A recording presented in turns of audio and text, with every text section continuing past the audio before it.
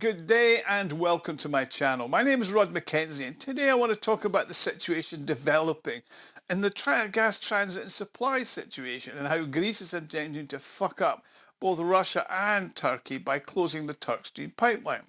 Now recently the Greek Prime Minister Kyriakos Mitsotakis, a serious Trump sycophant whose country is also an importer of Russian pipeline gas, has proposed a complete ban on gas imports from Russia into the European Union, including through the Turkstream pipeline.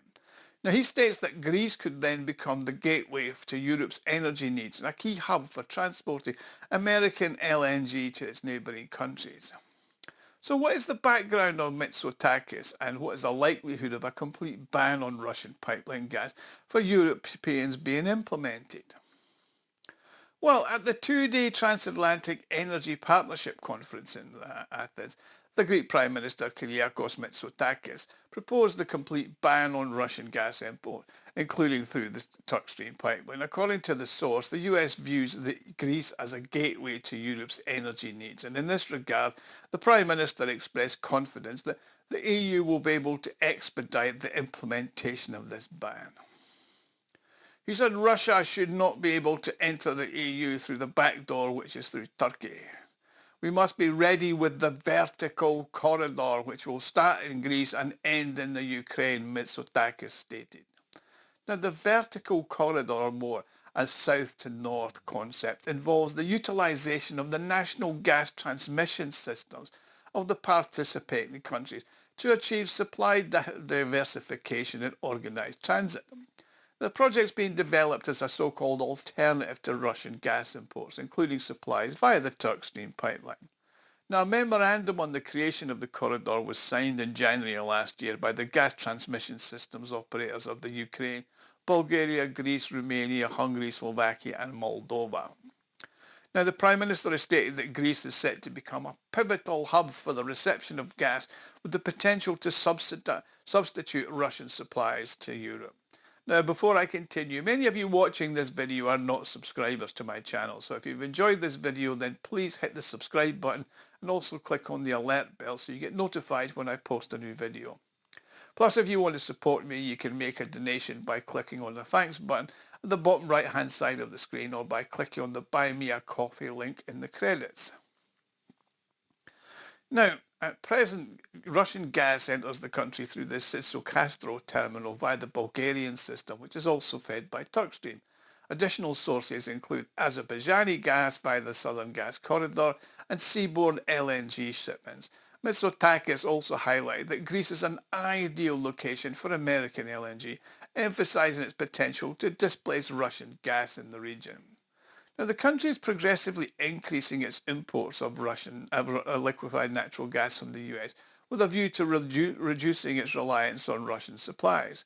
A recent 20-year agreement signed in November provides for annual deliveries of about 0.7 billion cubic metres of LNG with effect from 2030. Now, it should be noted that Greece are currently in discussion with ExxonMobil on the exploration of potential gas on the Ionian Sea shelf. According to the Greeks, they anticipated that production could commence in the 2030s. Yeah, they're a bit optimistic there. Now, the Greek authorities also intend to use LNG infrastructure, including floating storage and regasification units in Andropoulou for transporting to neighbouring countries. Now, as you all know, Turkstream is a Russian gas export pipeline that traverses the Black Sea to Turkey and supplies countries in southern and southeastern Europe and the Balkans. It's a designated capacity of 31.5 billion cubic metres per year. Following the suspension of Russian gas transit through Ukraine at the beginning of this year, this pipeline has become Gazprom's only supply route to Europe. Now, according to data from the European Network of Transmission System Operators for Gas, ENTSOG, transportation volumes along the Turkish corridor from January to August grew by almost 7% year on year. In the first 8 months of this year, deliveries totaled 11.5 cubic metres, marking a 6.7% increase compared to the same period last year. Now, here Greece is pursuing two key objectives in its energy policy. First, to increase its gas transit units, and secondly, to strengthen its status as an energy hub for Europe. However, it faced competition for this role from Turkey as well as Poland, and obviously in Croatia, where a floating LNG terminal operates on the island of Kirk, noted Igor Yuskov, who's a senior lecturer in political science at the Russian Financial University. He's also a leading analyst at the National Energy Security Fund. Now, he asserts that the Greek proposal to ban Russian gas will actually result in a shortage of natural gas in the Balkans. He also raises the issue of logistics, pointing out that this will involve a question of how to ensure the supply of liquefied gas from the United States, Qatar and other countries. I mean, the European Union's already approved a plan to completely phase out Russian energy supplies starting in 2028. And a ban on pipeline gas is also being pursued, although no official decision by the EU has yet been made. Now, the Balkan region is likely to be particularly affected, given that other countries have already adapted to life without Russian gas.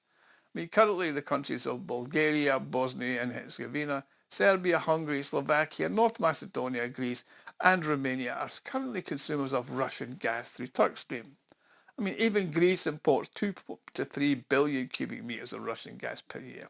And it's likely that Mitsotakis anticipates that the transit revenues will offset the losses incurred from the decision to refrain from providing these direct supplies. But again, that's just political wishful thinking.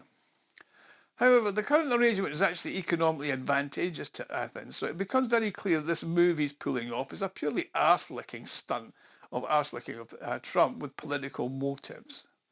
Now, Yuskov, the analyst, also recalled that the 19th EU sanctions package adopted this summer attempts to limit Russia's energy revenues, including a future ban on LNG imports for 2027. Now, the EU continues to maintain its position on a Russian pipeline gas ban, but the initiative has not become law due to the stance of Hungary and Slovakia, which block sanctions against Russian pipeline oil and gas. Now, with regard to Mitsotakis, it's a challenging to label him as a Russophobe because there's not that many of those in Greece that would fit that description. But he doesn't demonstrate any sympathy towards Russia either. I mean, he's actually from a prominent family of politicians, like part of the Greek dynasties. He's had a Western education and maintains strong links to the usual Anglo-Saxon crime foundations. His rhetoric about a complete ban on Russian gas is logical, according to Vladimir Tuchkov. He emphasised that Greece, which is still experiencing serious debt problems, is dependent on the EU for funding investments from Germany, the Netherlands and Sweden as well. So the final decision on gas will be made in Brussels. And a complete rejection of Russian gas via Turkstream unlikely, but quantitative restrictions are possible. I mean, it is likely that LNG supplies will be maintained, and while pipeline gas could be limited. Now, according to Turkstream, Greece is not yet fully prepared to discontinue its reliance on Russian gas. However, it's important to acknowledge that the ruling party maintains a solid parliamentary majority, and Mitsotakis will need to preserve that for another year until the 2027 elections. For him, it's imperative that he works out how to ensure his premiership is extended. Now, it's worth noting that the Greek society is generally more favourable towards Russia than those in Slovakia or the Czech Republic, but Russia needs to strengthen its position and have more active engagement with that country. Perhaps it can do that through the Greek shipping companies that are making hundreds of millions of dollars transporting Russian oil and have huge political influence in Greece, and can certainly slap the Prime Minister around because they're worth billions. Anyway, that's the situation, and we'll see what occurs. Thanks for watching, and I'll see you all again soon.